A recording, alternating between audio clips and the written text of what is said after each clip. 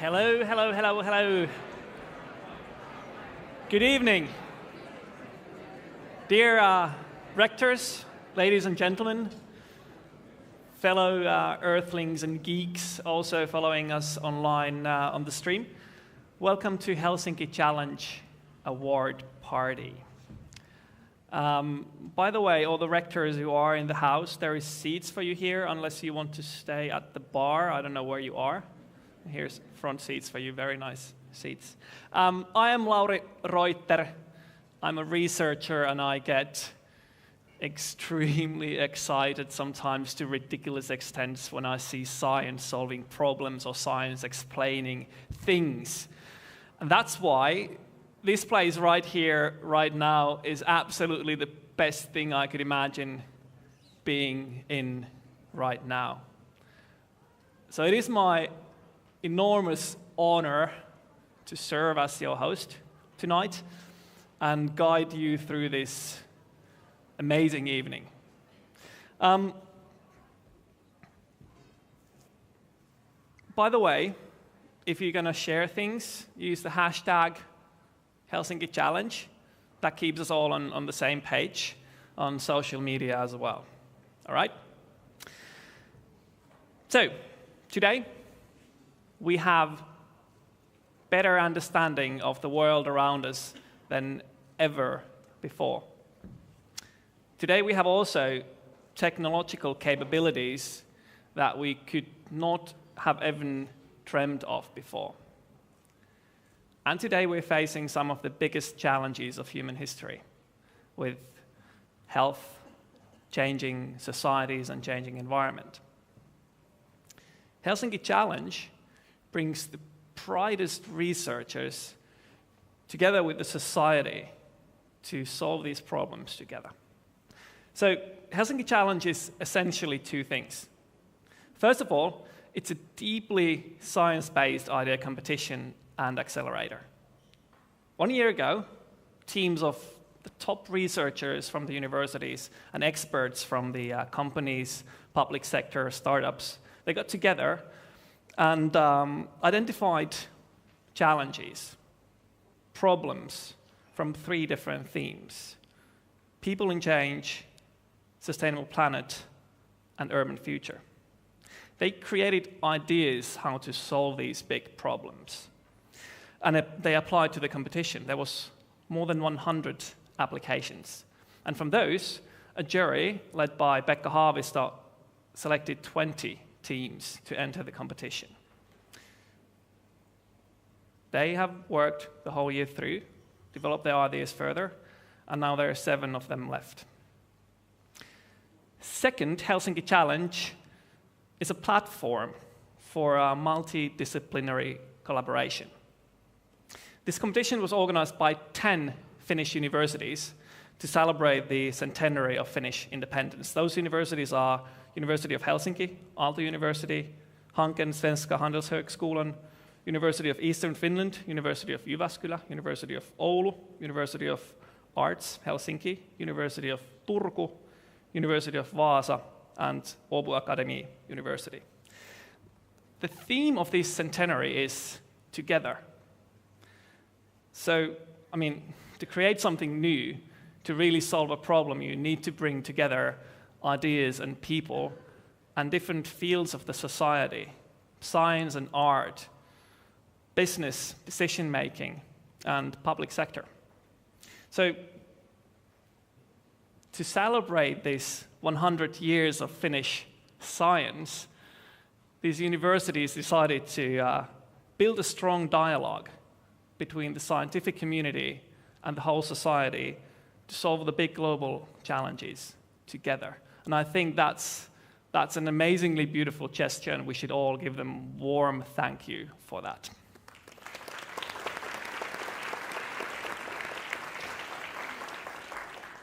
So, this is the last night of Helsinki Challenge. There's already a bunch of super excited teams in that dark corner over there.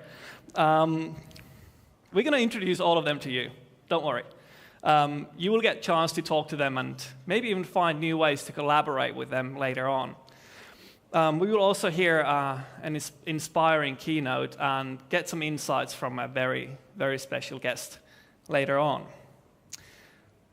By the end of the night, we will announce the winner of the competition, or winners, and there's a prize of 375,000 euros to be divided how the judges see the best.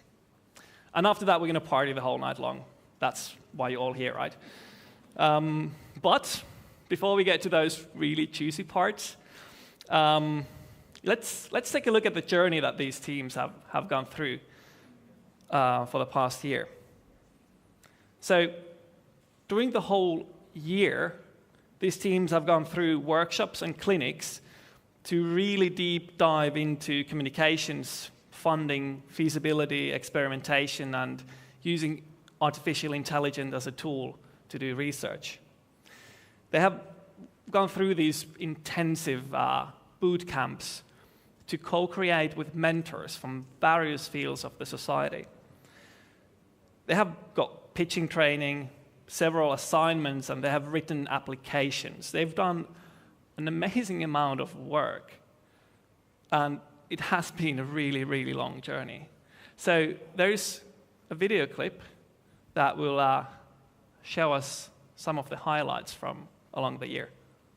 Let's watch it.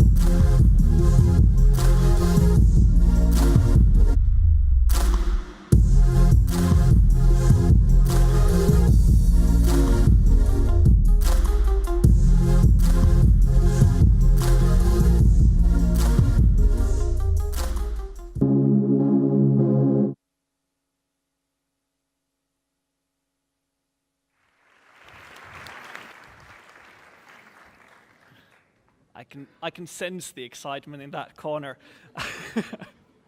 So they're really eager to take over the stage. But before that, there's still something I want to do. So when they will come here, they will have 3 minutes to pitch the big ideas they have been working on for a year, and most of them already way longer before that. 3 minutes. It's a short time. And after that, there will be 5 minutes time for them to answer your questions. If you have a question in mind, you want to ask it in Finnish, please go ahead. I will help you to translate it. But before we get to that, I would love to introduce our jury. The jury is chaired by Tuija Talvitie, the Executive Director of Crisis Management Initiative. And The jury members are Andres Kaju, strategic consultant and policy advisor from Estonia, Anneli Pauli, an advisor at the European Commission, Commission's Directorate General, Climate Action in Brussels, Paul Quinlan, cleantech manager with Scott Madden Management Consulting from United States, Saara Hassinen, managing director of Health Tech Finland, Frank Hales, professor of system innovation and sustainability at the University of Manchester, and Victoria Betancourt, the founder of Conybear Cleantech Consulting from United States. She's following us online somewhere there. So the jury will evaluate these teams based not only the 3-minute pitches tonight, but based on the assignments and the applications that teams have been doing over the past months. It's a massive task to do. I don't envy the jury at all. So let's give them a warm round of applause for the work they do.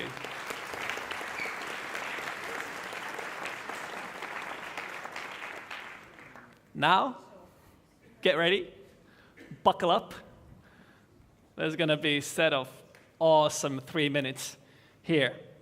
The first team is putting the power of diagnostics in the hands of patients. Please welcome Pocket.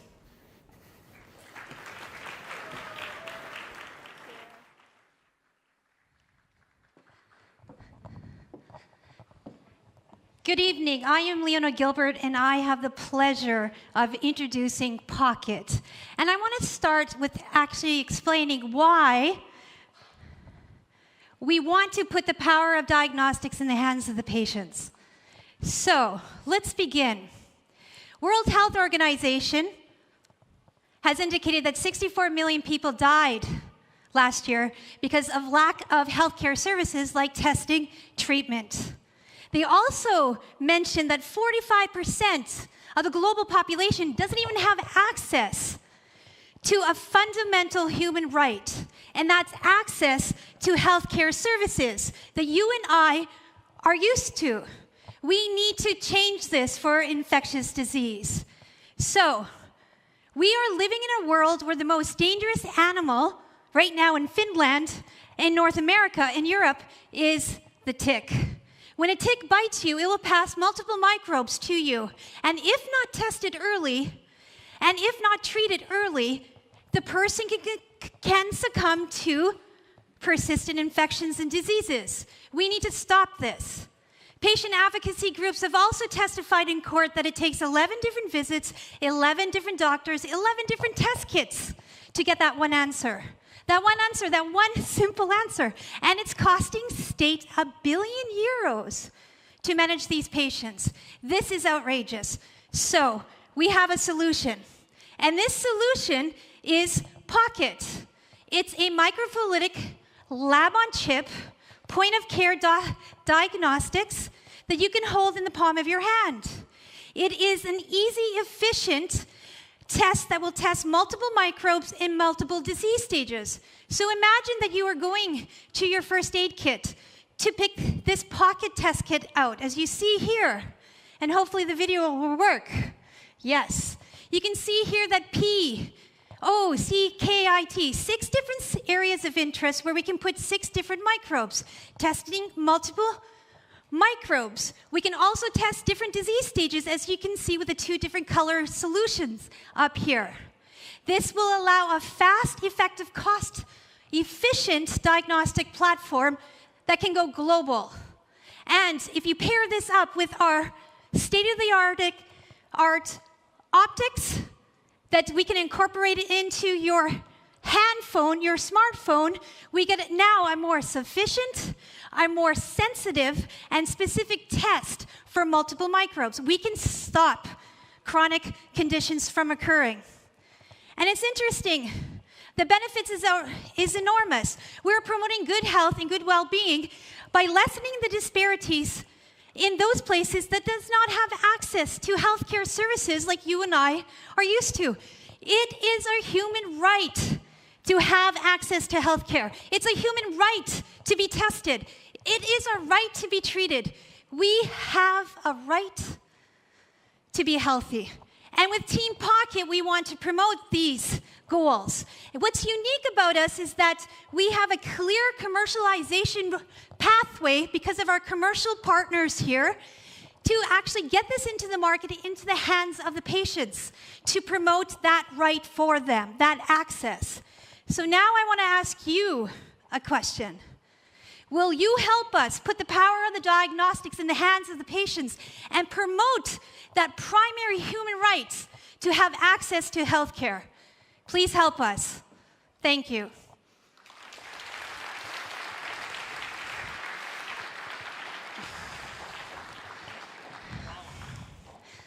Thank you. Now we have some time for questions. And this is how it goes. You will raise your hand, and then you will get a microphone and a chance to ask. Yes. Here is one in the front.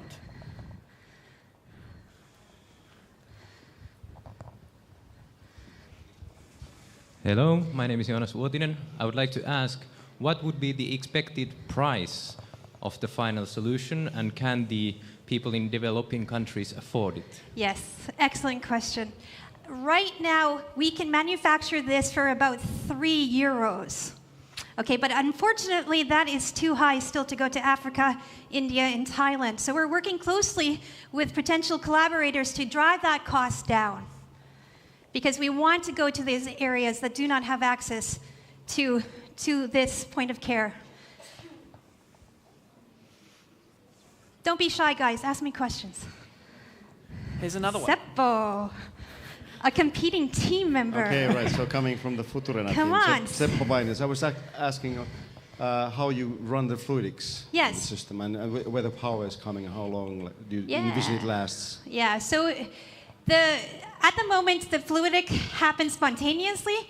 It is capillary driven, and so it is dictated by volumes that we use. So what you would do is prick your finger, drop a piece of blood on the upper right-hand corner.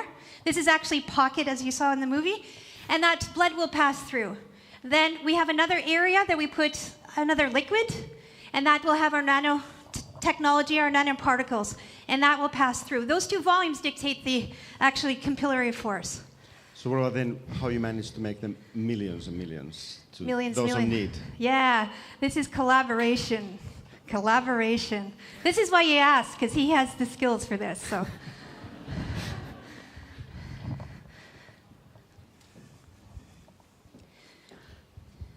My name is Simo Salo. Is it a reusable device? No, it's not. Oh, Yeah. that's bad. Yeah, but it would be. Well, I mean, you can't reuse a pregnancy test, so you can't reuse this kind of point of care either. We'll use recycled plastics, eco-friendly material. Yes, my name is Merja Itävara. I'm asking, what is the base of the technology? Is it based on detection of microbes, or is it detection of biochemical response of humans? No, it's the technology is actually indirect testing, so we're testing the immune response against these microbes.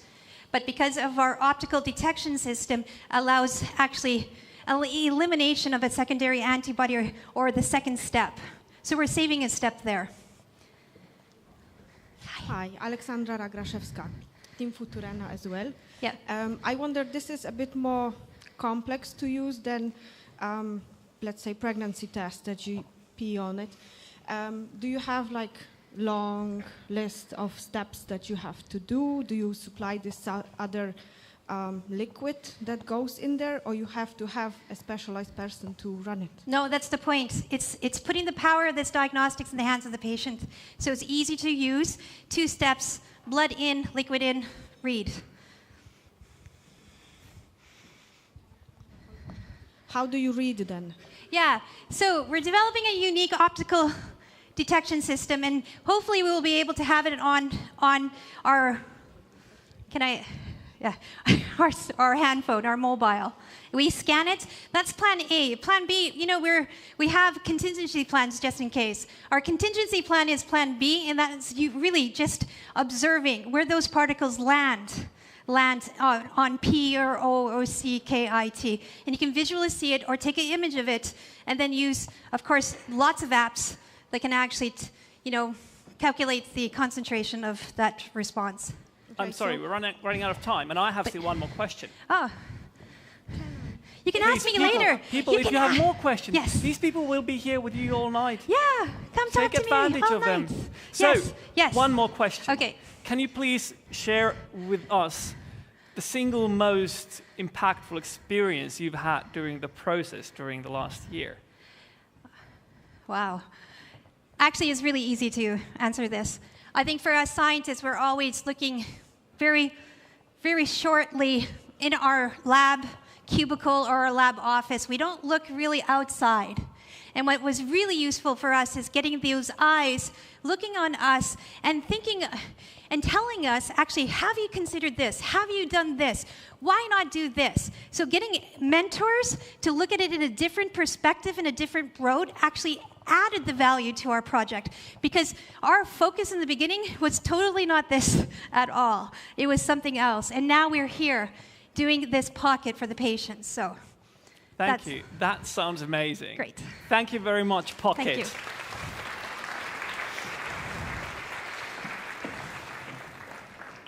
Wow, there is more of this coming. So the next team, they will tell you about a unique material that enables efficient long-term storage of thermal energy. Welcome, Heatstock.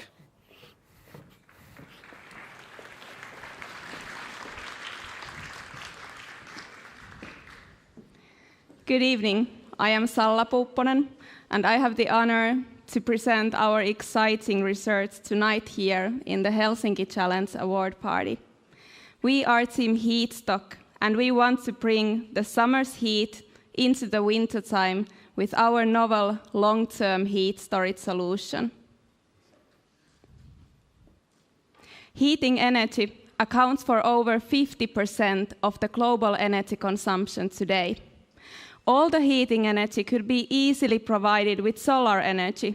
Its annual potential is roughly 3 times larger than the total energy consumption.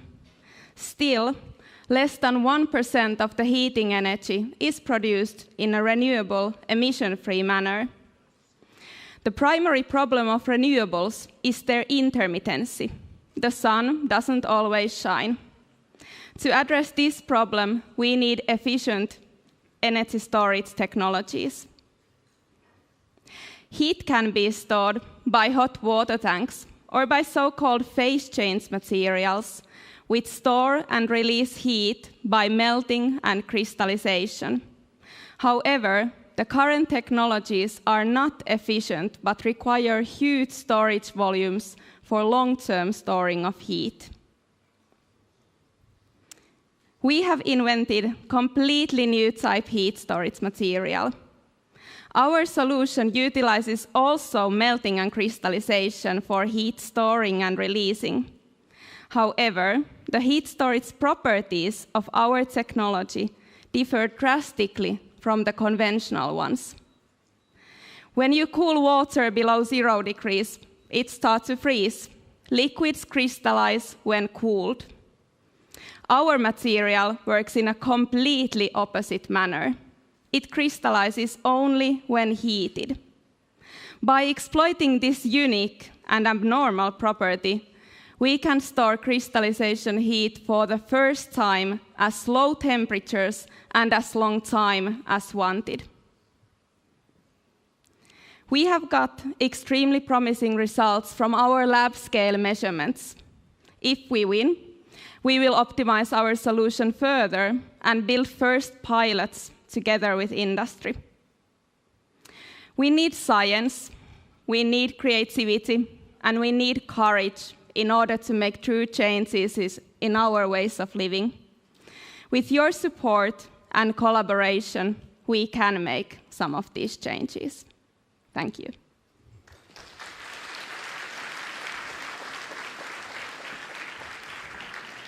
Well, that's literally taking the sun into the middle of the Finnish winter. Oh, thank you. I'd like to have that. Do we have any questions? hands up. Everything is clear. Thanks, Seppo von Futurena. How do you scale this up? So, I mean, how do you get the material and how to make it in large quantities to really serve the purpose for the whole society, or as part of it? Yeah, good question. Well, now we are on a stage that we move from labs, from analysis scale to, let's say, 100 gram or half kilo scale. And that we can do in lab relatively easily.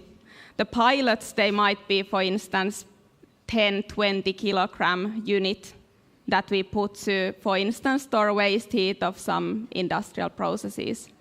If we already succeed in this level, then we can really say that our technology really works, and then we can move into the larger amounts.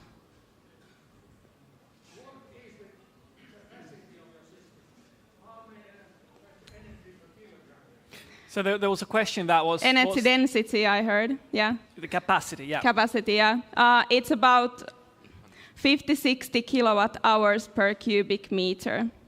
So it is actually really high energy density. We have calculated approximately that if you have a passive house in southern Finland, a 100 square meter passive house in southern Finland, to store energy to heat this house for half a year, it would take approximately 12 cubic meter storage.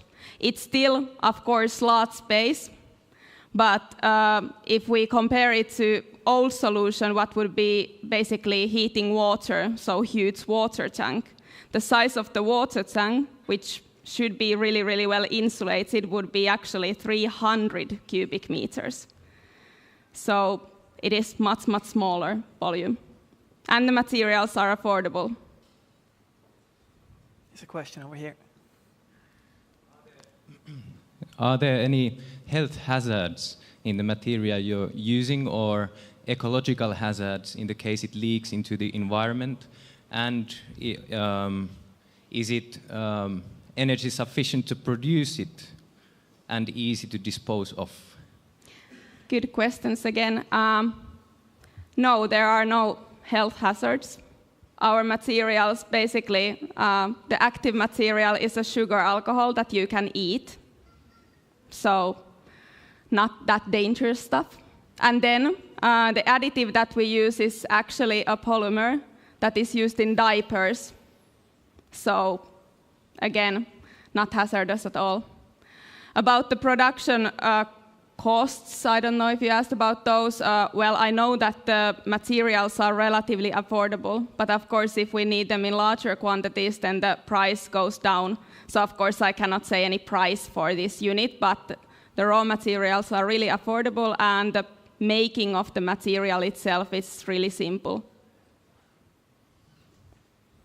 All right, then I will take the time, and I will ask the same question. Oh my God. Could you share with us some really insightful learning experience that you've had during the year?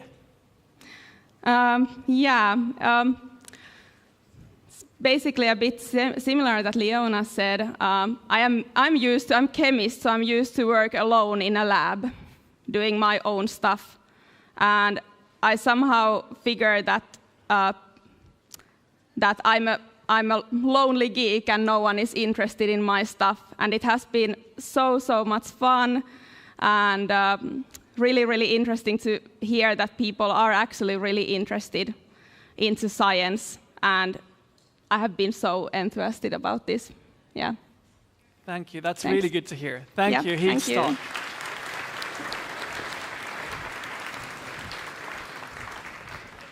So, the next team is 3D printing mini kidneys to give kidney failure patients hope for future. Please welcome Futurena.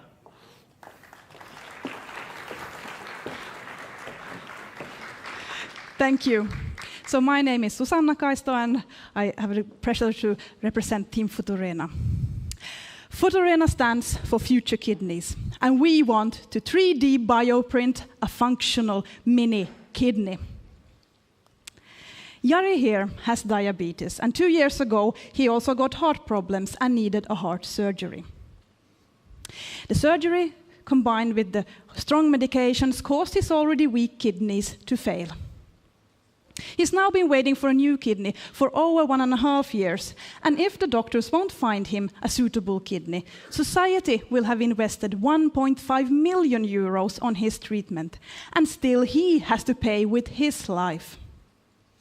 But when we reach our goal, then the story would be radically different. In that story, the doctors would use mini kidneys made out of Jari's own cells to personalize his treatment, and his kidneys do not fail at all. We can already make kidney cells, but the kidney organoids that they produce are as unstructured as a painting by Picasso. So our solution is to mimic kidney development as it happens in an embryo with the help of 3D bioprinting as the way to bring the cells to the right positions. Our second challenge is that we need a non-toxic, inert, and non-animal-based structural component in the bioprinting ink. And our unique solution for this is to use nanocellulose. It has all of the properties we need, and the cells will stay as a kidney bud and not slide down to a kidney pancake. The mini kidney will be placed on a 3D printed microfluidic chip, where it will be connected to a vascular network and a bioprinted outlet. And these small mini kidneys will enable rapid testing of medicals on our own kidney cells before the real treatment. And we will also be able to test new medicines and environmental chemicals on mini kidneys. We will be able to model kidney diseases, learn more about kidney development, and all this information we will then use to be able to grow transplantable organs in laboratories. We can already produce the 3D printed microfluidic chips. We can also produce vascular networks with flow, and we can generate kidney organoids. Now the hard work is to combine these skills and learn how to master creation of living organs. The prize money we will use to assemble a novel bioprinter and generate new data to be able to apply for further funding, because we will need at least 4 million euros to be able to come and optimize so we get to our final functional mini kidney. So now we need you. We need your support, your ideas, and your contacts. Please share them with us, and we can together bring kidney failure patients hope for the future. Thank you.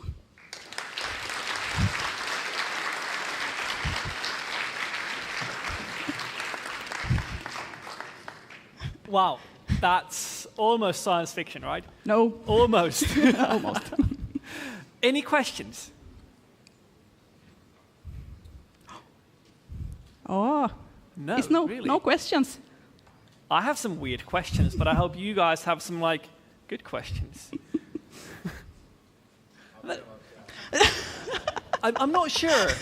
Let's try. Okay, thanks, Susanna. Great job. Well done.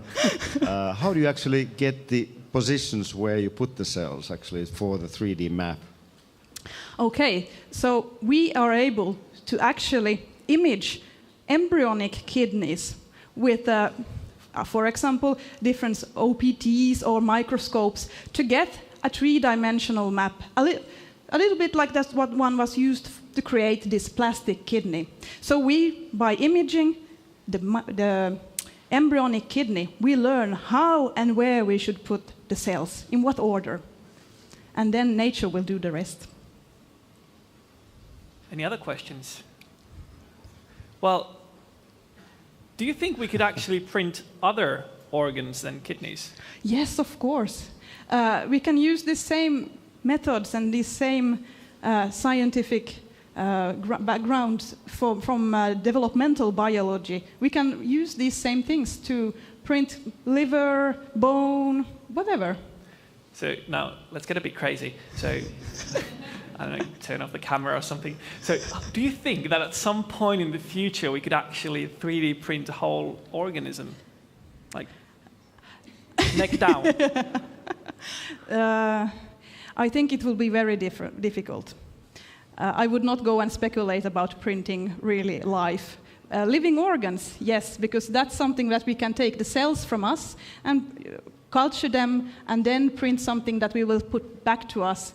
But I do not believe that we will be able to generate a full organism with a bioprinter, no.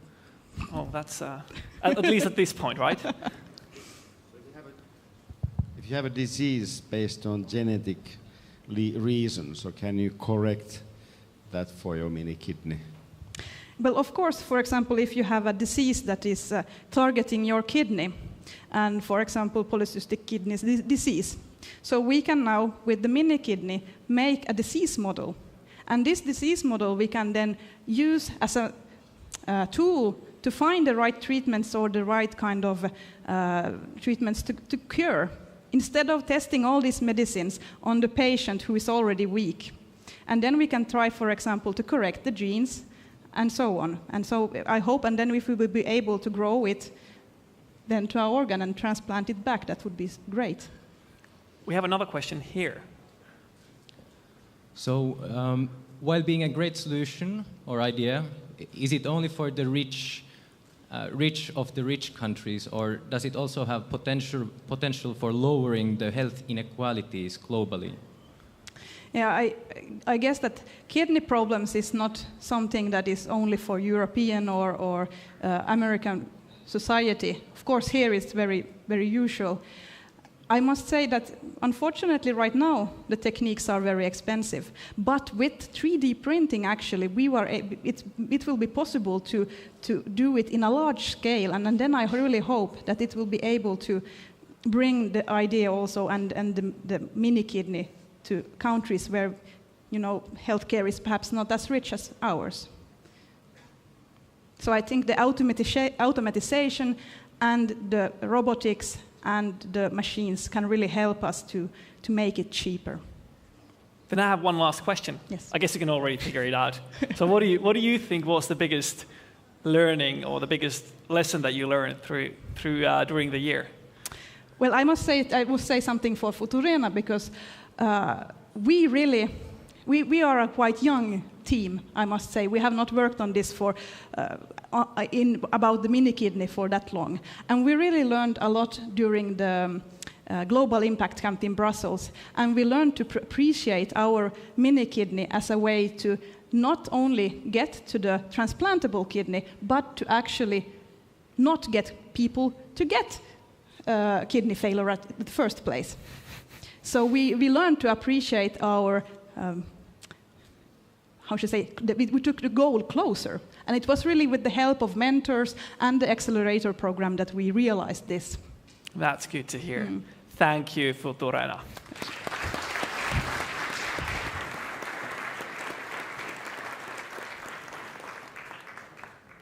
So, how many of you have kids? Kids, like not kidneys, kids. Kidneys? Kidneys, anyone? Yeah, I hope everyone. 2 of those, yes? Kids. It's not an easy job.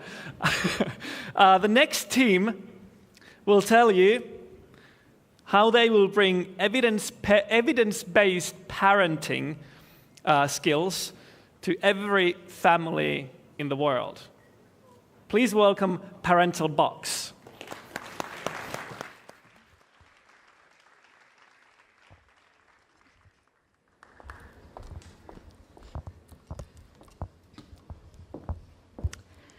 Start at birth, or even earlier. I'm Anna-Mari Sajaniemi, and this is Parental Box. The world population grows by 1 million in 5 days, and as the global wealth is increasing rapidly, so is the global inequality. However, irrespective of the place of the birth, the basic needs for new life are the same.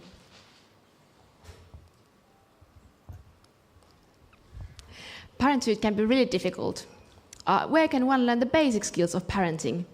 According to our research, parents don't often know where to look for the information, and Googling on the random websites gets you there, the random pages. Even if you have all the health and wealth in the world, stress of being good enough a parent can be overwhelming. Mental ill-being, such as depression and anxiety and chronic loneliness, have increased in families with young children. Lack of support, coupled with the fear of stigma, prevents many from seeking treatment they need to live healthy lives and to take care of their children. Depression is very much inherited, and the way is paved for social exclusion from early childhood. Urbanization only increases the likelihood of being left alone. Every parent needs support, and support shall be given to everyone without labeling anyone and before the challenges grow into big problems. Reducing maternal stress has huge lifelong effects on the baby's mental and physical health. And just like the Finnish maternity box is given to every family, a mental maternity box, parental box, is needed now. Parental box has two parts. The first aid cards that can be put in the physical maternity box or obtained in a healthcare center, and a digital platform.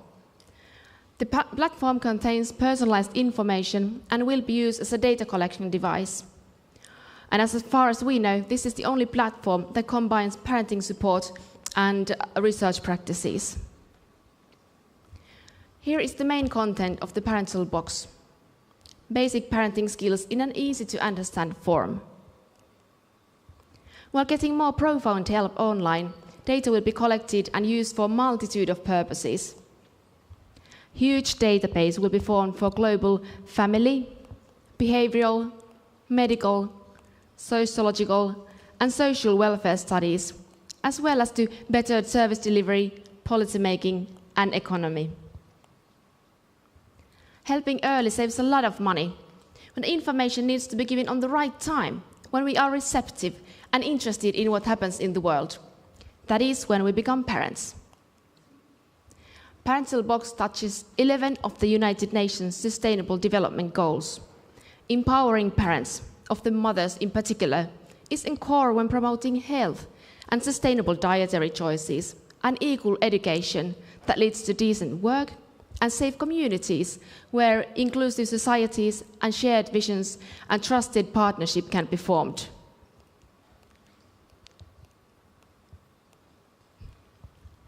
Help Parental Box become the forum where scientific knowledge reaches the families. A piece of information on the right time can make a huge difference. Today's children are tomorrow's parents. Parental Box is developed by Finnish scientists and practitioners. Please join us. Thank you.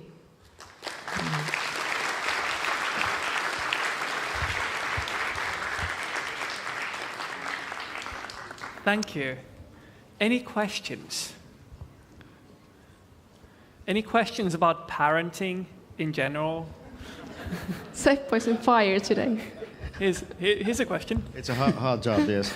Harder than making the kidneys. So basically, so is it written information, or let's say what you collect in the apps, or let's say taping the voices, or like paintings, or concerning these apps that you showed? What's the envision? So you listed quite a number of points that you are also sort of collecting from the families, or how this works actually.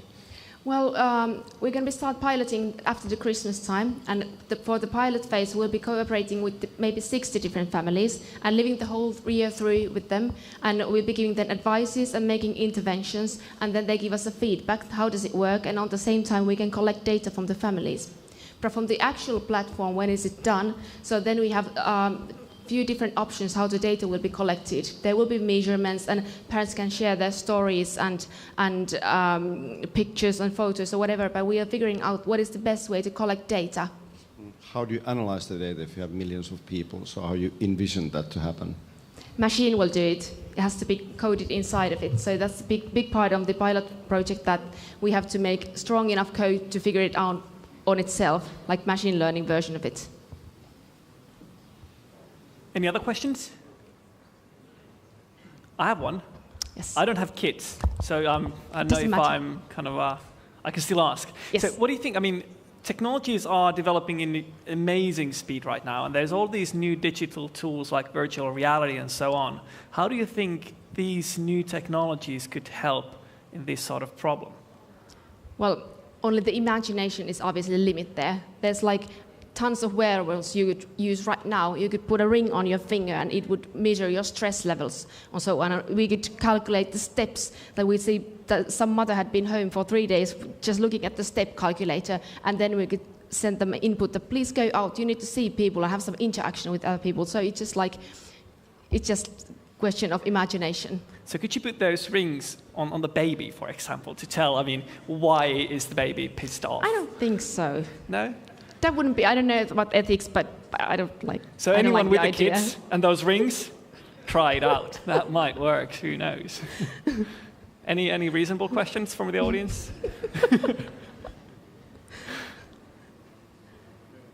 There's one. Guys, it's not only the right of these two gentlemen to ask questions, so you can participate also. Yes, others please as well. Okay, so what was my question there? Okay, so who will have access to the data, and how can you get access to the data? Will you have to pay for it, and will it be the corporations or the society, and so forth, so forth? So how can you access it, and who can access it?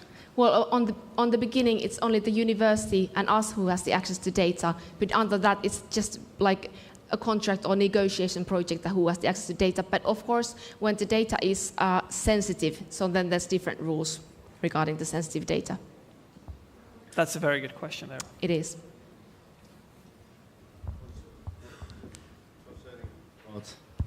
Concerning about the digitalization, so basically, because it's getting all over, and I want to bring that to very intimacy. So is that something that, because if the mothers or fathers are just looking, their Facebook or something, so then they're not necessarily with their babies. So how you think that this promotes this intimacy, or if you are kind of spending more time documenting all these, what actually happens, so it should be somehow more, maybe automatic. That's something that you would kind of have more time also with the baby actually, or concerning, when you have to go into these apps is to do documentation and reporting or asking questions. Or So are you saying that maybe it's away from the time with the baby if you're just surfing in the internet with the apps? Yes. Very good question, but we can have some exercises, for example, how could you be with the baby? You should sing with the baby and dance with the baby and give some kind of like activities to do with the baby, and what kind of activities would be suitable for certain age and development process and so on. All right, then I want to ask still the one question I've been asking every team. Yes. What do you think was your biggest learning experience throughout the year? It's impossible to pick one, but all the mentoring sessions we've been having throughout the whole year, from the business point of view, it's been just like mind-blowing, but so many brilliant, wicked good ideas. So that's been the best part, absolutely. Yeah. Thank you. Yeah. Thank you, Parental Thank Box. you. So now I have a pro tip for people back there, you at the bar. There's bars also upstairs and downstairs, and there's screens. So if you feel that it's a bit too crowded, you can make your way upstairs and watch the whole thing from a screen. There's a bar. Did I mention that? Or do the same thing downstairs. So if you feel too crowded, upstairs and downstairs, you can follow the pitches from there as well. All right. 3 more teams to go. The next team will tell you how the young generation learns global competencies and builds a better future. Please welcome D-Learn Helsinki.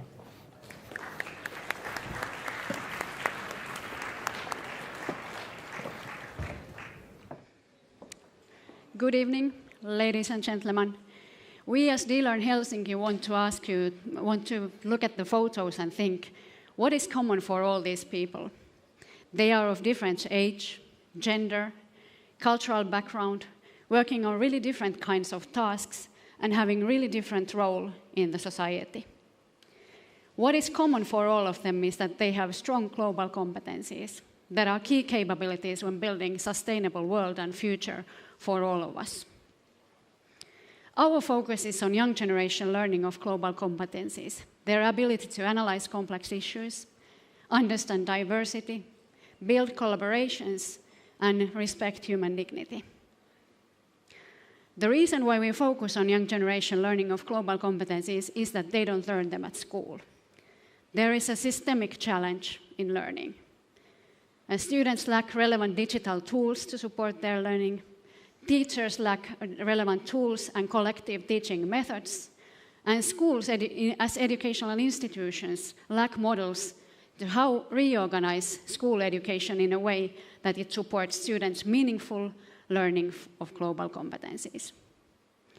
Our solution leads to systemic change in learning. It consists of valid instruments on global competencies, usable digital technologies for teachers and students, and applicable educational process models that help schools to integrate these new digital tools, instruments, and teaching methods to everyday work at school. I shortly tell how our solution works. Students collaborate in classroom. In the middle of their work, they evaluate their learning of global competencies with our experience sampling application that they have in their own mobile device and receive immediate feedback of their learning. That is crucial for that. In the next phase, students and teachers reflect on their learning of global competencies by using our competence wall that connects individual data from students and shows the results based on those on the competence wall, and shows the areas of strengths and areas of development. And based on this evidence and immediate feedback again, students and teachers improve their educational practices together. And gradually, and repeating these rounds of evaluations and reflection, students have cumulative evidence of their learning. And gradually, students improve in their global competencies and are ready to go further in their educational path. Our solution is not only for basic education, it is also for further education and work life. Our solution supports lifelong learning of global competencies globally, and it even produces global D-Learn indicator, GDI, that will soon be the new GDP all around the world. We are a multidisciplinary and strong team with extensive collaboration networks. We have doubled our team during this year with software experts who we extremely importantly need in the current developments of our solution. Our solution has global impact on building sustainable future and innovations together. Thank you.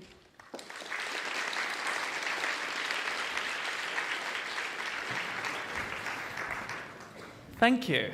Any questions? I'm looking at you two guys. No?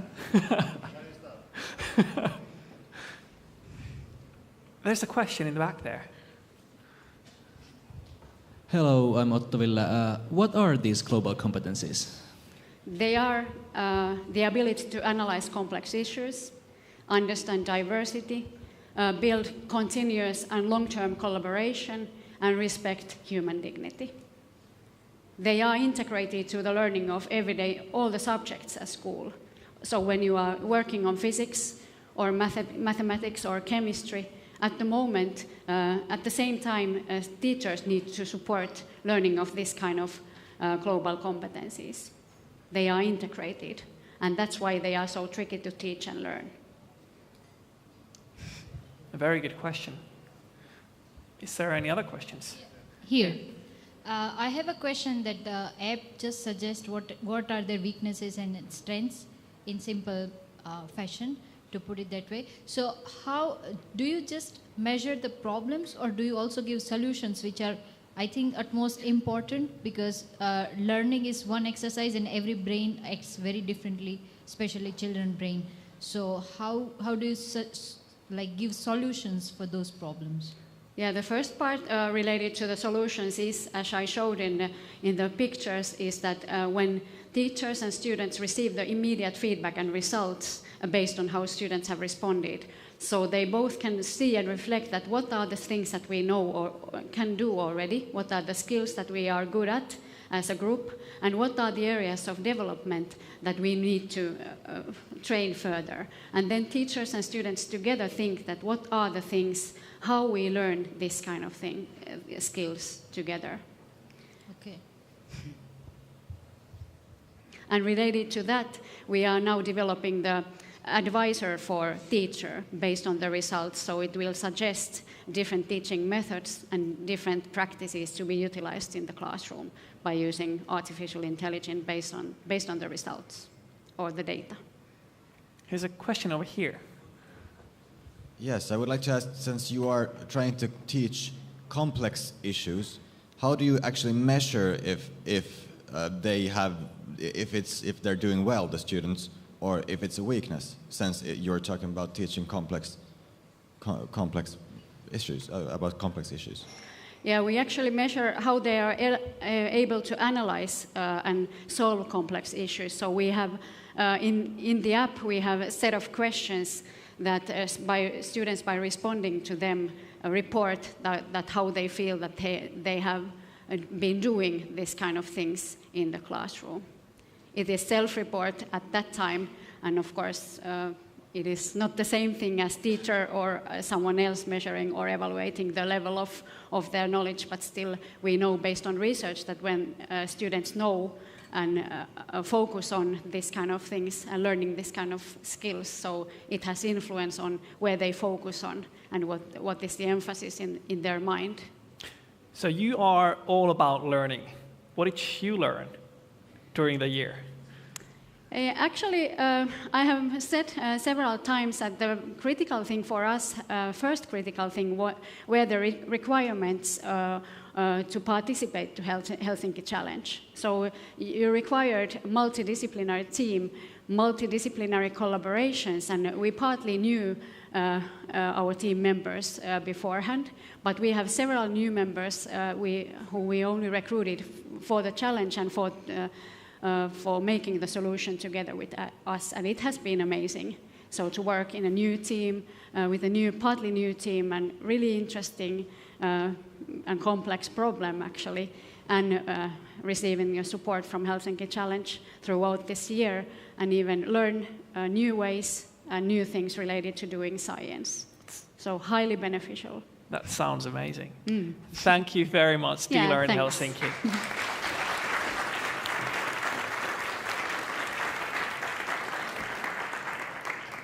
So the next team will tell you about a decision-making system for drug combination treatment in cancer. Please welcome iCombine.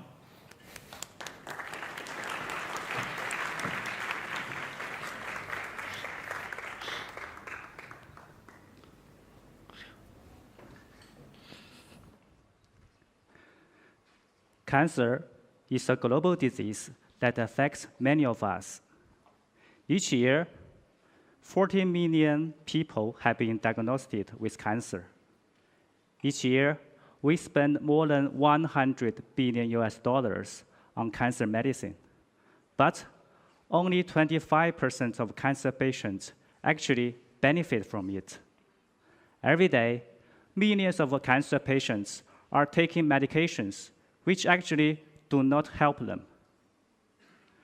Why has it been so difficult to treat cancer? Well, it is because cancer is not a single disease, and each patient's cancer is unique. Therefore, cancer patients never respond to drugs in the same way. Even though we may manage to find a drug that seems to work, like for this skin cancer patient, just after 2 months, his cancer came back, and at that point, there was no hope to treat the patient. Therefore, a single drug never cures cancer. Rather, we need combinations of more selective drugs to deliver a double punch, so that cancer won't have time to escape. This is why we bring the solution of iCombine, a drug combination prediction system. We have tested hundreds of drugs using patients' own cancer cells. Moreover, we have taken one step further to use artificial intelligence to understand drug responses and genomic information, so that the interactions between different drugs can be predicted first on the computer, and then validated in an experiment using patients' own cancer cells. As a result, the most promising drug combinations can lead to more sustainable clinical responses. Our solution is a co-creation of 6 research groups, including 50 scientists. We have funding from both public and private sectors to develop our award-winning algorithms and drug testing platform. With 8 years of co-development, our system has already benefited the drug discovery in pharmaceutical companies. And more importantly, we have concrete examples to show that our drug prediction system can truly improve treatment efficacy in the clinics. Fighting against cancer is a global problem. How soon we are going to use our prediction to benefit all 14 million cancer patients?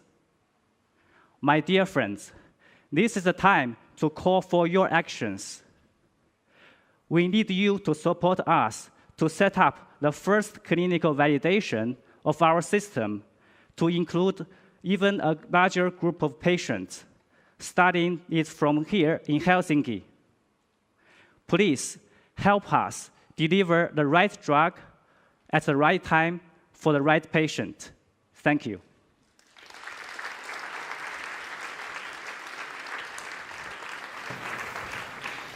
Thank you.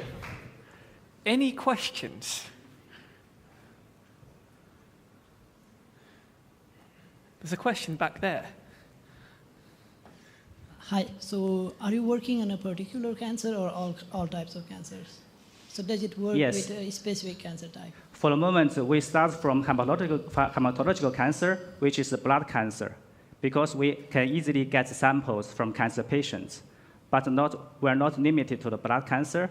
We also extended our system to solid tumors like ovarian cancer and prostate cancer.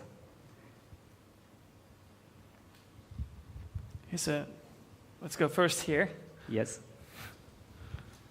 Hi, what's the success rate compared to conventional medical care for cancer at the moment for your research?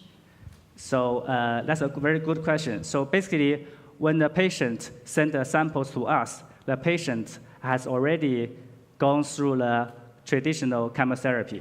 So that means that they already have the drug resistance. So basically, at that point, there was no hope to treat the patient anymore. So that was already at the very late stage of the disease. So we have very good examples. When the patient samples arrive, we run drug screening, and we find some new drugs that are potentially used for treating the patient. And we give the suggestion to the clinicians, and they just give the drug to the patient, which shows the miracle of response. So that is a very good, successful example for us to know that our drug prediction is really working. There's another question over here. Yep. It was like wonderful presentation. Thank you. I have basically 2 questions. Yes. You just mentioned you have a project, or maybe you have been working maybe right now actually, I don't know, but it's a genome of the patients. You are planning to combine your research, or is it the plan, or still currently, because this is the Nobel Prize chemistry, the professor the Aziz Sancar, he got the Nobel Prize, this genome editing, how the cancer Yes. system works actually. So do you have any future plan or anything? And the second question, shortly, not that much long, another the Millennium Technology Prize winner and also Nobel Prize winner 2012, Professor Yamanaka actually, he developed the iPS cells Yes. for regenerative medicine. In your research, do you have a extra or is the regenerative the medicine involved in your research, or maybe future? Okay. Stem cells. Thanks for the question. I think it's pretty scientific questions, and I will try my best to answer your question because I have my background in data science. But our team is a group of people of chemical biologists. Give a short version, and then you can go on the elaborate scientific discussion later on. So the short answer is yes, we are always open for the possibility to extend our system. So we will develop also all kinds of scientific technologies to advance the system, to make it cheaper, to make it more affordable and more accurate. So that's the whole idea. Also, that's our purpose to participate in this Helsinki Challenge, to get more support and to really develop it, to make it happen quicker in the real clinics. That's right. Yeah. So there were some questions more, but I would suggest that you take those questions a bit later on. We will give you a chance to do that. Yeah. Would you tell us what was your biggest learning experience as a team throughout the whole year? So basically, I think I've learned a lot as a team leader of this ICOMBA team during the last 1 year. I feel like I'm a changed man, to be honest, because I'm a scientist. I have training to be a scientist. I don't usually know how to communicate with people from general public. So, and this is a process which is very beneficial for me, and it's totally free. If you want to go some this type of courses, that's very expensive, I would say. So I'm very thankful for the opportunity that you gave to me. You did very well. You did very well. Thank you. Thank you. Thank you, iCombine. Thanks. Thank you. So we have one more team to go. The next team will tell you about a double screen trap and a novel vaccine to prevent mosquito-borne illnesses. Please welcome Elmo.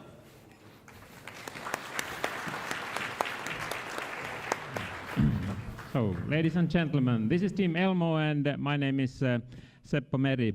And our aim in this project is to eliminate mosquito-borne illnesses with two methods. One is to develop new types of mosquito nets, and the other one is a vaccine. But since there's not enough time, I will leave the vaccine out from my presentation here. So the main aim is to combat malaria. Every year there are about 200 million people who get infected by malaria parasites, and approximately 500,000 people die, mostly children in Africa, because of malaria. So the principle in our mosquito net is that it lets mosquitoes to fly through to one direction but not back. And when we take two of these nets and put them into windows against each other, then the mosquitoes will be trapped in between. And we think that this is a very good solution, because we don't really need any external energy sources for this, and we don't need insecticides. And there's a problem that the mosquitoes nowadays, they have started to develop resistance against insecticides. So we have tested our concept extensively in the laboratory. We had many different prototypes that we tested and came up with one good solution, where more than 90% of the mosquitoes went through, but none of them came back when we had a very strong natural attractant there at the other end of this test tunnel. So we have also gone to the field in Africa. We have field trials going on in Tanzania, and these already show very clearly that the concept also works in real-life conditions. So our next challenge really is to put nets into a whole village in Africa, so that we can really find out that or document that the net solution would reduce malaria in that area compared to a control area that we will have. And in addition to work in biology, in technology, we also have team members who work on the societal aspects of this solution. And if we can reduce malaria in Africa in certain areas and in other areas in the world as well, this would lead to better chances of children to go to school, for adults to go to work, and by this it would also improve the economies of the countries. And of course, African countries would be more attractive to tourists to go if there is no risk of malaria, or the risk is less than it is nowadays. So our team is composed of people who are experts in mosquito biology, in medicine, in malaria, and also we have engineers from the Tampere Technological University who have really made these nets in practice. We have also a group from Aalto and Hanken universities. They analyze the impact in the field and the implementation of the solution into field conditions. We collaborate with 4 different companies that also help to manufacture the nets and also all these implementation aspects in the field. So our ultimate aim is to save human lives, and we really hope that this Helsinki Challenge project will help in this. So thank you very much.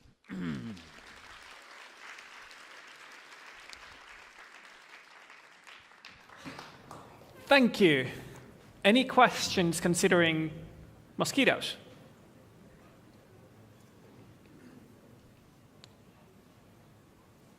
There we go. What happens to the mosquitoes when they end up in the net? Are they eaten?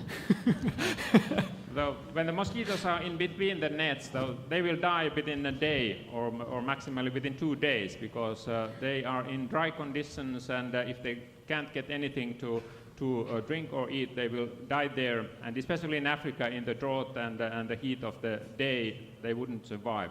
And then, of course, they end up being dead there, and we would have a practical means, just using Velcro tape, for example, just to lift the bottom part and then clean them away. If you want to eat them, why not? Make cakes. Birds love to eat mosquitoes as well, so you can feed them there, but the mass amount of food is not really that great, at least not for human consumption. A very good question, though. There's another question over there. Hi, what's the estimated cost per household?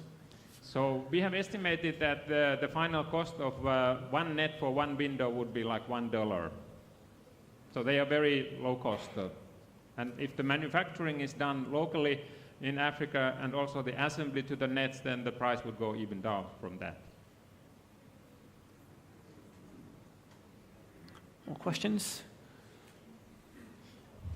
Is this biodegradable? If after the use, you can compost that or something? So we can use or make the nets from different materials. They can be made from biodegradable substances like from cellulose, but they would not necessarily last so long. So it's probably better to have them made from a strong structure that lasts for a long time. So they are no different from the existing nets at the moment in structure. There's one more question over there. Thank you. Very good presentation. Tourism-wise, how is it better than the malaria drugs?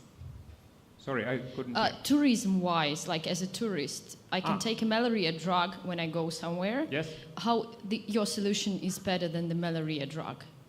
Well, they are synergistic to one another. So we know that the drugs that you take to prevent malaria, they are not 100% protective. So they are good, and they are very important if you go to areas where there is malaria, and especially if you go there during the rainy season. So always having a double protection is better than having only one. So no one single solution alone would be effective at the end to really eradicate malaria from an area. So you need both. But the problem with the drugs for malaria and then also for the insecticides for mosquitoes is that there's resistance in both occasions, and there's always a need to develop new drugs against malaria, and now in Southeast Asia there is resistance in malaria against the old drugs that exist, so that's a continuous problem. But as far we don't know of net-resistant mosquitoes, right? There might be one clever mosquito that finds the way through from the other direction, but so far we haven't found a single one yet.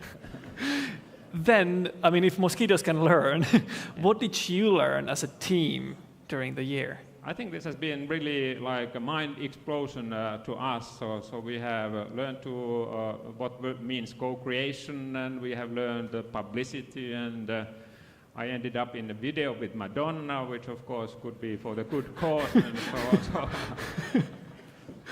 many things, in fact, that are different from the normal life of a scientist, as we heard already. Great. Previously. Thank you. Thank you very much, Elmo.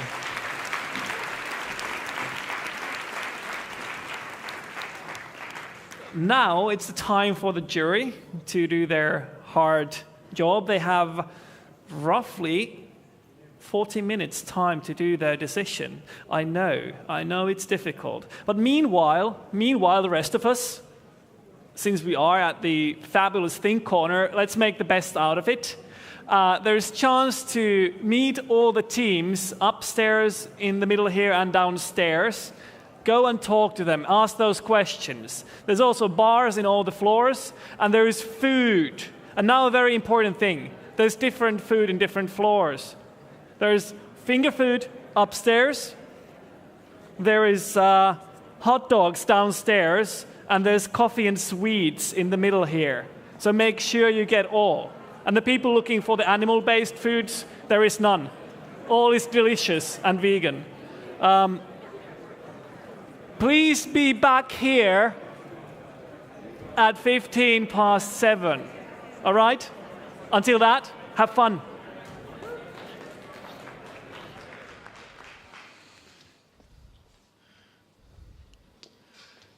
We have this very cozy fireside chat-like setup here. Yes.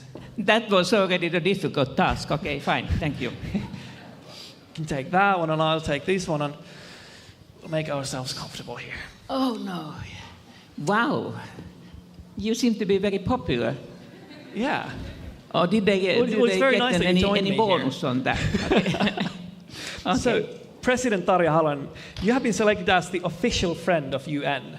Would you share us a bit more what this official friendship means? I think so that they want to even strengthen my links to UN system, if it's possible. I think so that there is not such kind of award or title without new duties. So, but in your service. You have plenty of these duties already. I mean, you have many responsibilities with the UN. For example, you have been appointed to a role at UN that is called High-Level Independent Panel on UN Peace Operations. Oh yeah. So I think that if you want to find somebody who is guilty for my love of friendship with the United Nations, it's the late Kalevi Sorsa. He used to be a prime minister of Finland. I met him, I think that it was in the mid of 1970s. Then he asked me to work with him. I was a union lawyer, a syndicalist. And then later on, when we were in the same government, so I was responsible for the social welfare, so that we tried to do the present daycare system. So he said to me that when there was a conference in UN, which was concerning drugs, and so he said that Tarja is responsible for the drugs and these issues. And I said, thank you. And then he said that she could go to the UN to speak about that. So the all honorable excellencies of the foreign ministry, they, of course, got a shock that somebody else, that the foreign minister could go to the UN and to speak there in the General Assembly. And Kalevi thought that, yeah, it might be a good, just for the change. And so it started. Somebody is always guilty. And I find very often that men, but anyway. But apparently you did convince them pretty well while being there. They wanted to kind of not let you go. Yeah, but then I have worked since the Millennium Goals, where I was co-chairing in several UN working groups or teams. And as you know, the UN system, it's normally so that we have to have a co-chairmanship. And then one is man, one is woman, one is from the north, somebody, and another one is from the south. And I was very often this aunt from the north.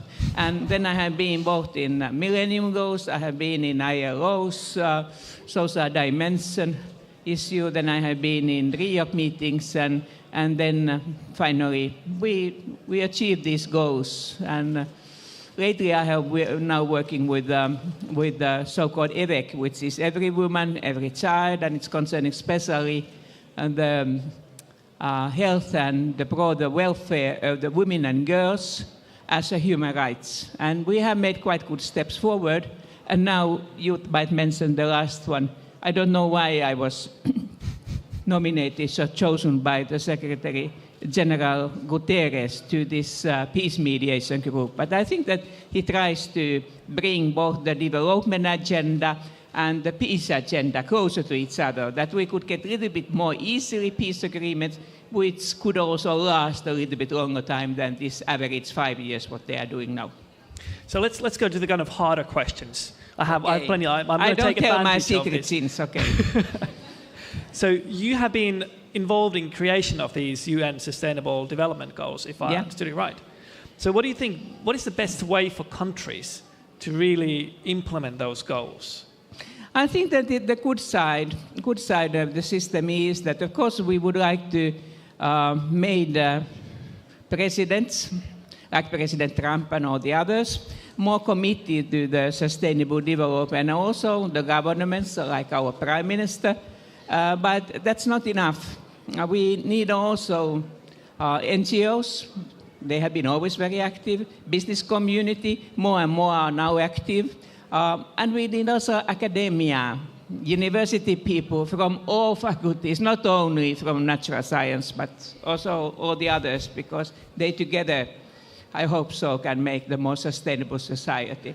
And in that way, I think that the broader base for this cooperation is our insurance, because then one or two presidents or prime ministers or business people cannot shake this system. Of course, it would be much easier if we couldn't find such kind of people, but I mean that it's all we together, and the basic is that what we are doing also in our private life. Precisely. Have you eaten meat today? No, I have not. Actually. Yeah, but you can few times per week. Yeah. So what about... It's better that moderator doesn't tell lies, isn't it? I'm trying to guide this away from my personal life. It gets a bit scary. So what do you think? What do you think then a role of these competitions like Helsinki Challenge? How could these kind of projects contribute the best for these sustainable development goals? I say very often when we are in the different seminars, I say that you have the wonderful experts and all that, and fine, listen carefully and make a good questions. But one very important issue in all seminars are also coffee breaks. Because during the coffee breaks, you really make those questions what you thought to make during the discussion. And there you can speak more openly. There you find also the new contacts. And all these people, I hope so that they don't know everybody, each other yet, but during the evening they will learn. Because just coming out of the zeros, coming out of your own everyday way to work is also one good response for the sustainable development, because we need the teams and co-operators. I think that they are doing quite soon a team here. And that helps us, because you know very well at university that those subjects, those areas which are between the faculties, there you can find nowadays new ideas, new important steps forward. And we hope so that that happens also in the society. So it's really about meeting the people, mixing them up, yes, and creating those creative crossings. Yes, and being with an open mind. Yes. And what they said to me concerning the mediation, what is very hard to me to learn, but it's listen, listen, and listen. And I say that we Finns, we can do that. But I think that we could listen and talk and listen. Okay. I think that's something that the teams have been doing a lot during the last year, and also many of them commented on the stage that they have had this interaction between different teams. So we already touched a bit upon this, but what do you think is the role of technological or social innovation in meeting the Sustainable Development Goals? I think that all that coming together and working together, as you know, it started with those who are studying the natural sciences, but we have had also earlier, we have had fine meetings concerning the social politics, Porto Alegre and in many other places. We have had also, and we still have, the meetings in Davos concerning economists, and then we have had also these beautiful conferences concerning environments, also climate. But what we are now trying also to bring them together. And when I was in Rio +20 meeting, my slogan was that release the scientist, release the scientist. And to the scientist, I always say that the heads of the governments, the ministers of environment, and also they are very important persons that try to discuss with them, but not only with them. Speak also with ministers of finance or the different banker nearby you, everybody, because that makes this system. And luckily, most of us, we live in democratic countries, democratic states. And there we have the right to vote. In Finland, next one in next spring. And so all elections are very important. And we are responsible if we have not leaders who are smart enough also in sustainable development. So next time when you think that is it worth of going to vote, I say that yes, otherwise you might be guilty. You are responsible if we don't get the good persons. Absolutely. And actually, if there is not already the hashtag going on, release the scientists, could somebody please get that hashtag going? That is amazing. So actually, I'm really a geek and a scientist. I mean, politics is not really my strong point. So what do you think is the biggest really technical challenge that if we would solve, we would have much easier way to meet those development goals? So is there some big challenge, technical thing that I could do as a scientist and start working on? Yeah, I think that starting from your own life with your neighbors, going to be active in society, all is needed. Write to the newspaper or the social media, and I mean, just be active yourself. You are very active. Don't try to. I'm trying to convince the others as well. Yeah. So just go on in the same way. I think this is very important because we all make this public opinion, and as I said, in democratic system, it works. Yes. Sooner or later, but I think that. For instance, here in Finland, we are very well known internationally that we have good social innovations. I do hope that we don't spoil them in the next efforts with the social politics. But anyway, so I mean that it's not enough these technical solutions. But as I said, in all faculties, in all sectors of the society, we can be those who are making the innovations. Sometimes we have to be the early bird, and being 40 years in the politics, or maybe already 50, so it's not always very comfortable, but it's important, and afterwards it's quite all right. Sometimes we even win.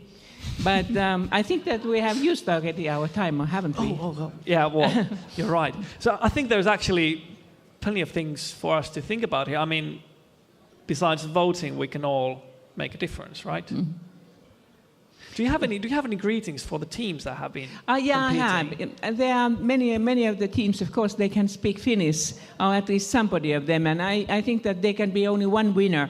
Of course, we can say, like our lotto system, that a Finn will always win when we are supporting the good system. So we are all winners in that way, but if we think exactly today, so there will be one winner. And so I thought, very egocentrically, that when I was together with Sixten Korkman, Peter Lund, Aleksi Neuvonen, Riisa Roveda, Suvi Sojamo, Petteri Taalas, Karin Taipale, Erkki Tuomio, and many others, we have made a very nice handbook, and certain kind of the first cookbook for the sustainable development. So I can donate 2 of these books.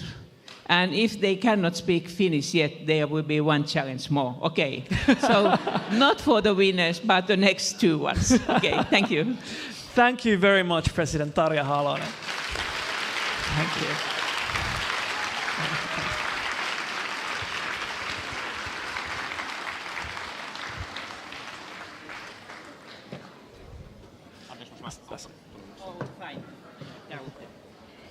Brilliant. So I'll keep these. Now there's so many things in my hands. Need to put something down. So I promised that we have 2 magnificent humans on the stage. I was not the other one. Don't take it wrong. Science is all about making a difference, right? And especially in Helsinki Challenge, the whole program has been about making a difference, making an impact to the biggest problems of humanity. but we're also celebrating the 100 years of Finnish science here. One of the accomplishments of Finnish science has been the work of late David Sinclair.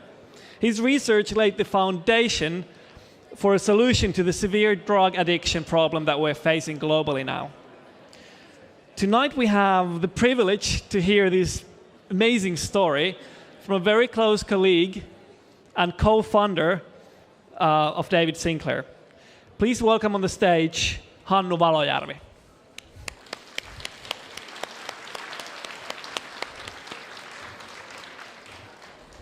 Thank you. Thank you. Thank you so much. Thank you. Mrs. President, rectors of the universities, dear audience, I'm very honored to be here today. Thank you for the honor.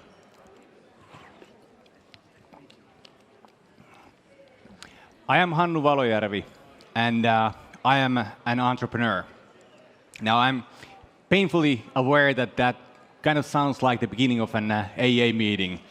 And frankly, my story does involve, firstly, a lot of alcohol, and then secondly, if you are contemplating to becoming an entrepreneur, you just might want to think of seeking counseling yourself. Now, the honor to come here to talk to you today was an unexpected one, to be sure, because I received a call just 2 days ago that my dear friend, colleague, and one of the most brilliant minds I know, Miss Stephanie Sinclair Lappi, fell ill and could not make it here today. So I took the stage in her stead. I do hope that I'm not a disappointment. In all fairness, mine and Stephanie's backgrounds are very much alike, very similar backgrounds. So the story that she wanted to tell does not change too much told by me. Also, I stole her speak, so it doesn't really change at all. Now, me and Stephanie, together with her late father, Dr. David Sinclair, who just also happens to be the most brilliant mind I have ever met, worked together closely in creating treatments to addictions, alcoholism, gambling, binge eating, drug addictions. And our story begins when Dr. David Sinclair came to Finland from West Virginia in 1972. He came here to do alcoholism research, and the state-funded alcoholism research here in Finland was considered the best in the world. So coming here in the 70s was a dream come true for Dr. David Sinclair. Also, and I promise you, I'm not making this up, he came here on the 1st of May during the Vappu celebrations. So he's told me time and time again that, he knew then and there that, boy, did he come to the right place. Now, he also came from the Appalachian Mountains, where the views are beautiful and the air is clean, and people are friendly and like to stay a good distance apart from each other. So he knew he would find it very comfortable here, and he would like it here. Now, Dr. Sinclair, he was always fascinated in how the brain works. Which behaviors are learned, which behaviors are unlearned, which behaviors get stronger, which behaviors get weaker, and what is it that what things are those that we do learn? And his key finding was that addictions are learned, and just like they are learned, they can also be unlearned through weakening the connections in the brain. And now you use an opioid antagonist to occupy the opioid receptors, and a behavior that would use an addiction gets weaker and as the patient or the person doing the behavior does not get a positive response from the said behavior. And thus, the addiction goes weaker, and ultimately, you can cut out addictions.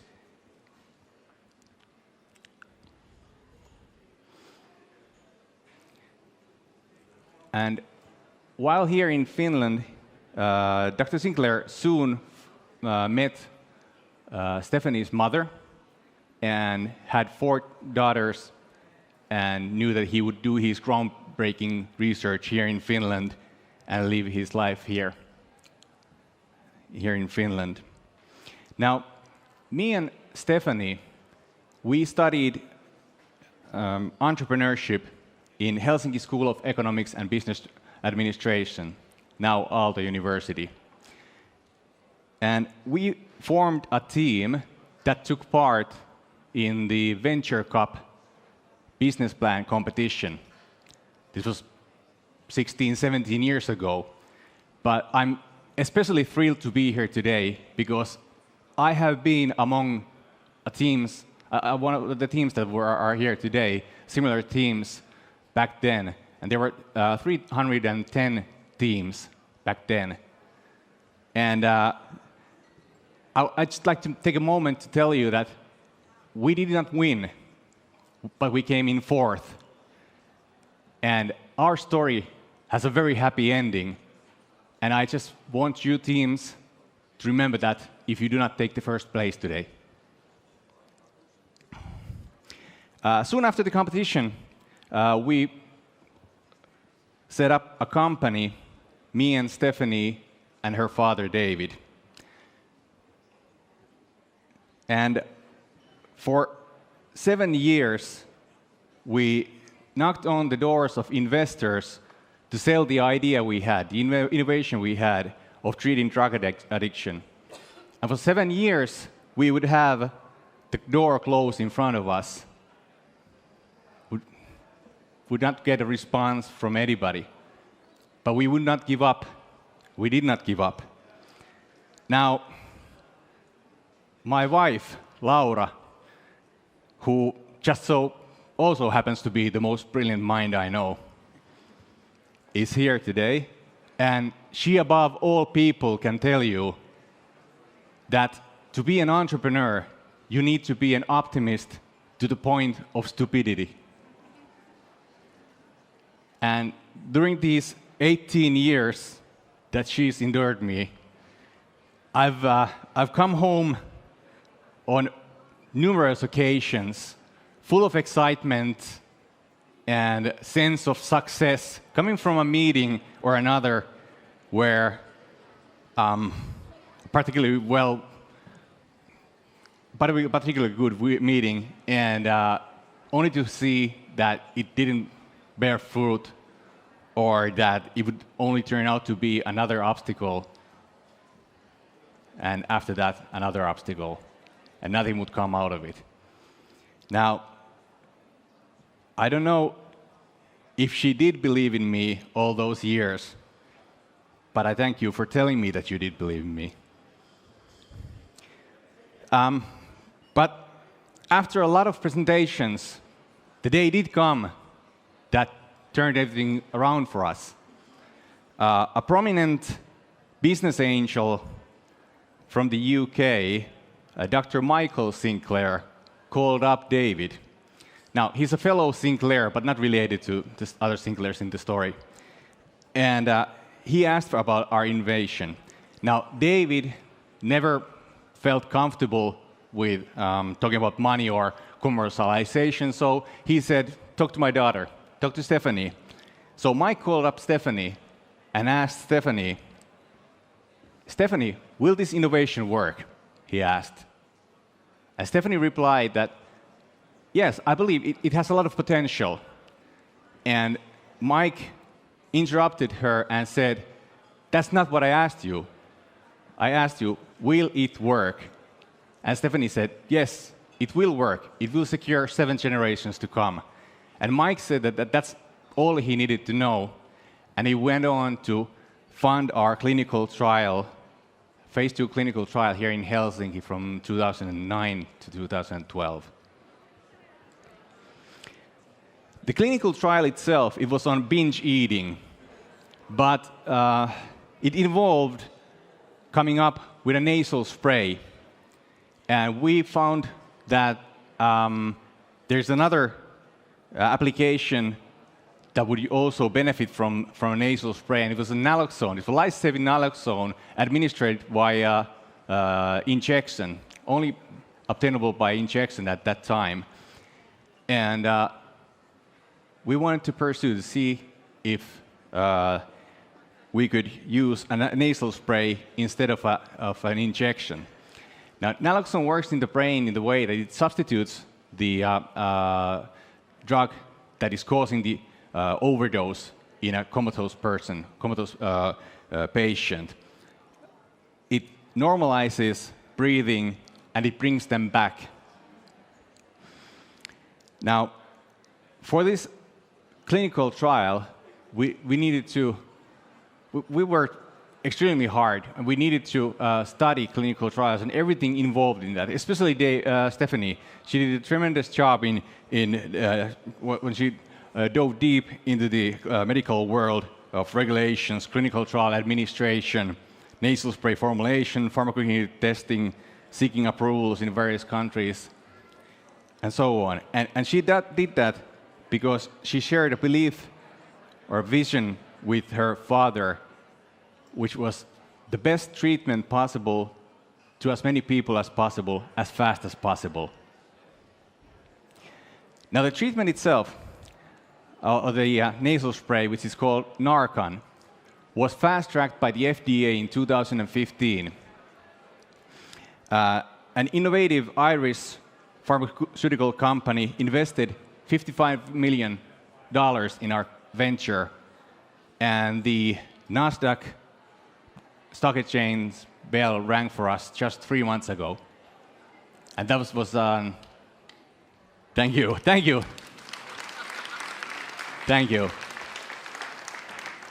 That was an incredible day, you can imagine. And we truly believe that you can do well by doing good. And for us, that this has meant that the innovation itself has enabled for Stephanie to invest in Finnish companies as a business angel, and for myself to donate into the new children's hospital. The impact of Narcan nasal spray has been tremendous. It's prescription-free in over 40 states in the US, also in Canada and Australia. Justin Trudeau has made it available to all of Canada's veterans. We've supplied all the high schools across America with kits, and also the police force get Narcan sprays at a discount. The US government is doing everything they can to tackle this crisis, which kills 91 people a day, and is actually, ironically, hitting Dr. David Sinclair's home state of West Virginia particularly hard. Since early 2016, when Narcan was brought to market, it has brought back over 10,000 people a month. So, thank you. Thank you. So, rest assured, David, your vision is becoming a reality. It can be done. Thank you.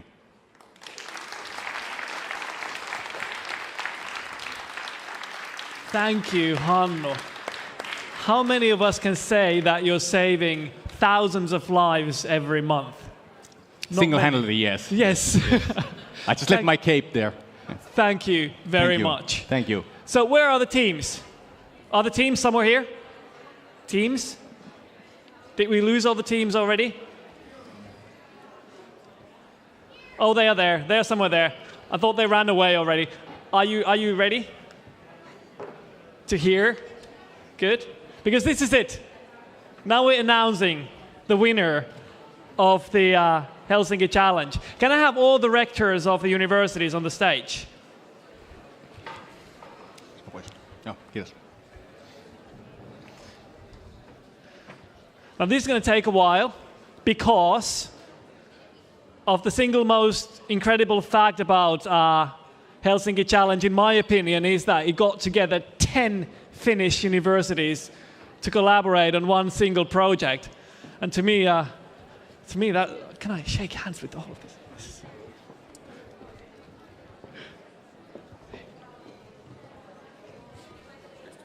Nice to meet you.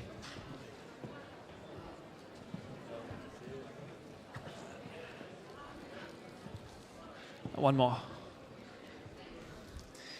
So to me, this is the most incredible achievement of Helsinki Challenge. Having rectors of 10 universities collaborating on one project, having them all on the stage at once, and I got to shake their hands within 15 seconds. That's amazing.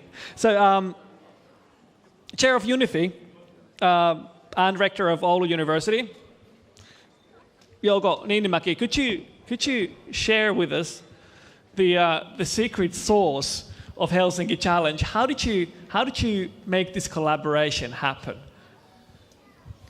I think it's really the big work to get 10 rectors of the universities on Friday to Helsinki. So it's, I have to say, and first of all, I would like to thank University of Helsinki and of course Rector Jukka, who collected us together to participate this great event, and I also want to thank the team. Jukka has had a great team of Helsinki Challenge who made a great competition, and I have heard that teams have had a great time during the competition.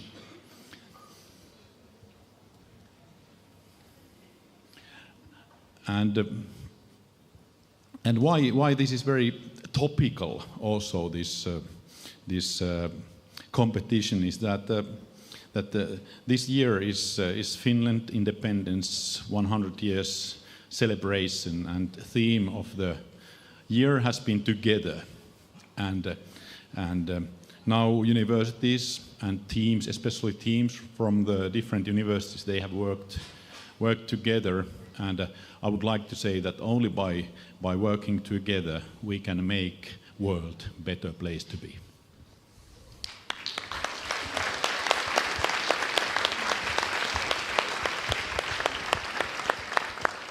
So the stage is getting small because we have one more person on the stage, the chair of the jury, Tuija Talvitie.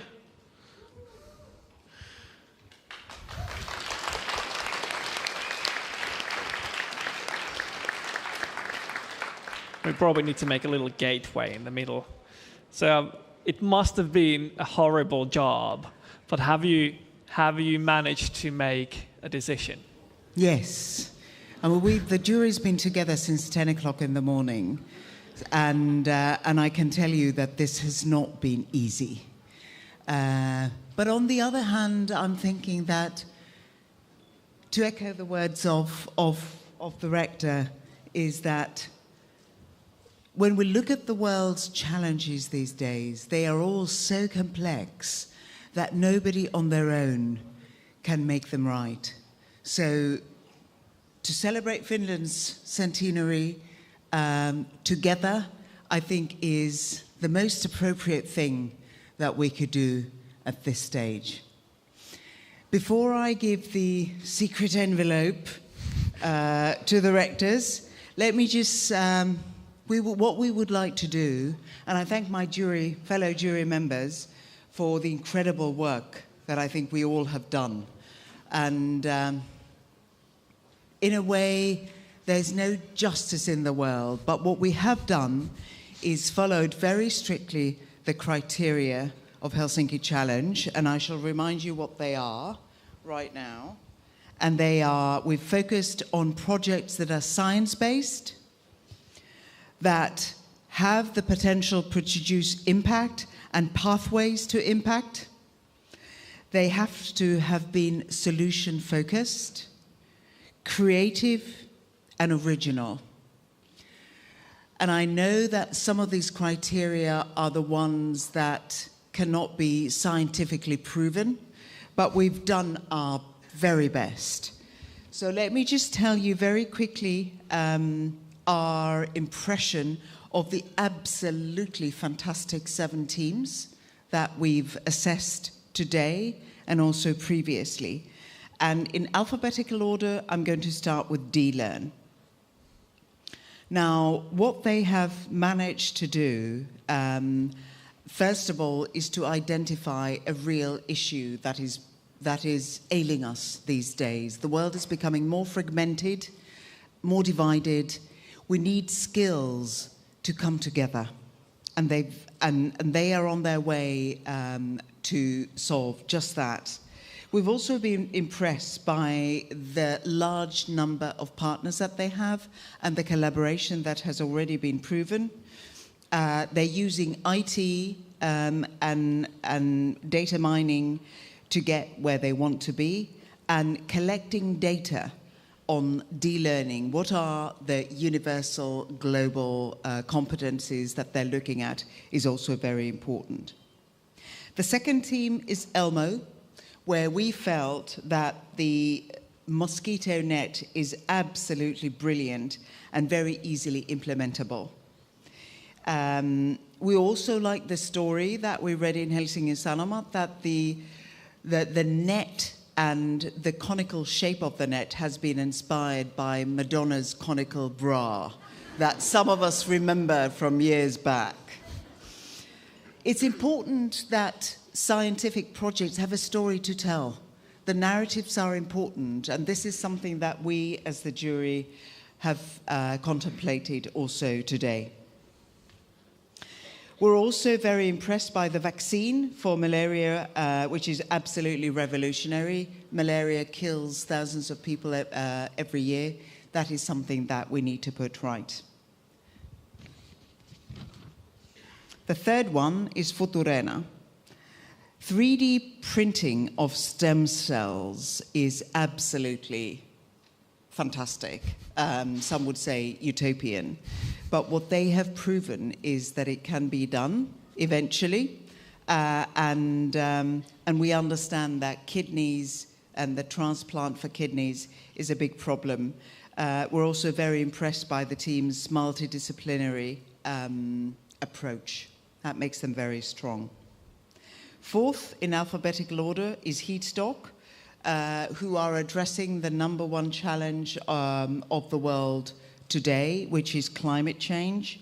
And this is something that we need to get right relatively quickly. Heatstock also, their project touches on a number of the 2030 goals. They have impressive partners. And this whole idea about storage is a very active topic and a key issue. Number 5 is iCombined.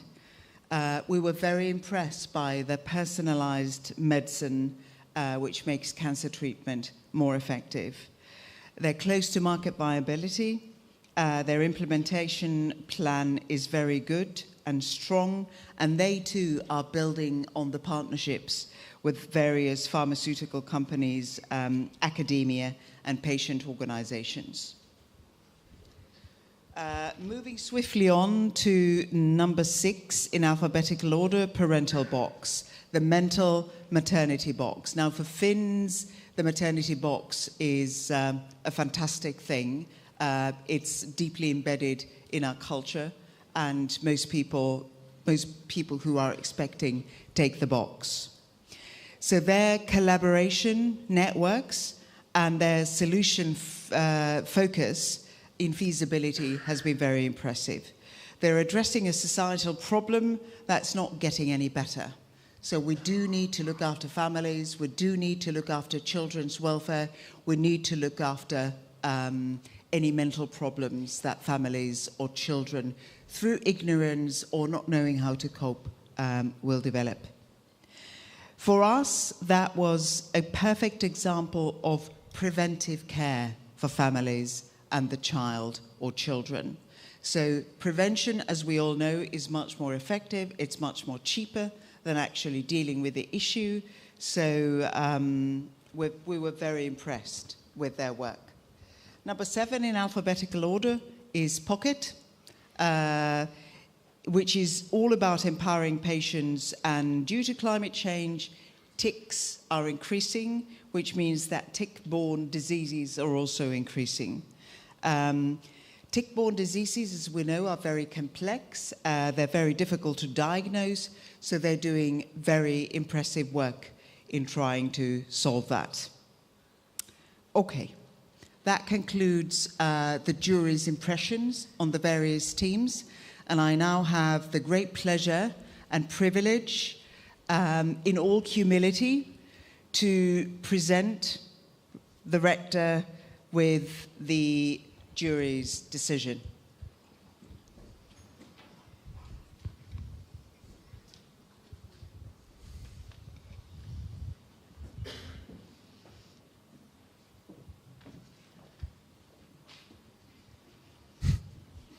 Please go ahead. I mean, we're waiting for this. Now this is starting to get quite exciting, I have to say. So, and it seemed to be so that that I have, on behalf of universities, to invite to stage a team, not only a team, but 2 teams, to share the win of the Helsinki Challenge 2017. And the teams are in alphabetical order. If I can read, my hands are shaking.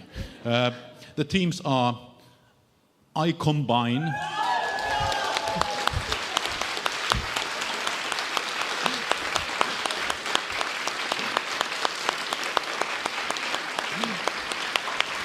Please come to stage.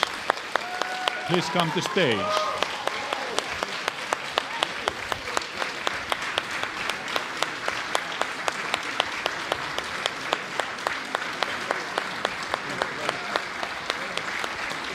Congratulations. Congrats. Congrats.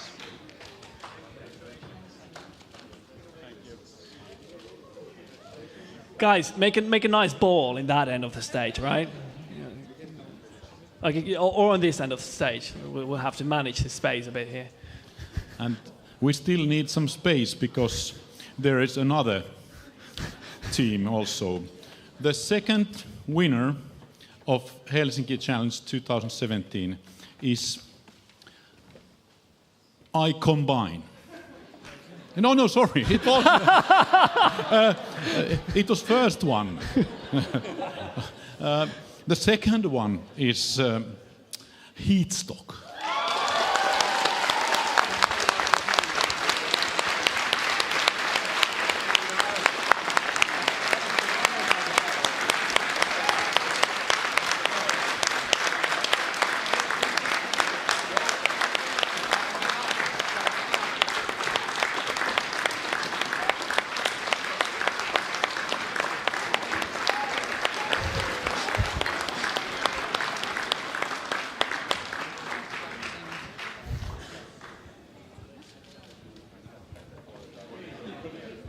Okay, I think it's good time to give the checks also here, if somebody's interested.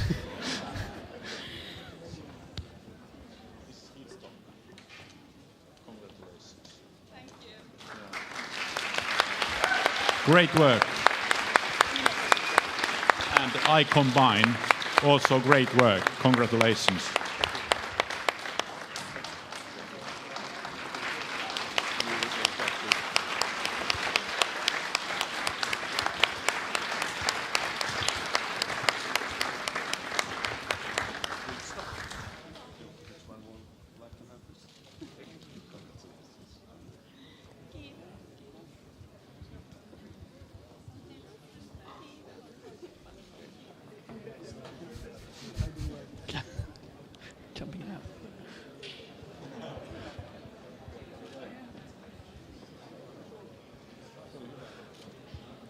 All right, I think this is the time, this is the point. I'm behind here. We're going to give one more round of applause to both winning teams and take a couple of pictures.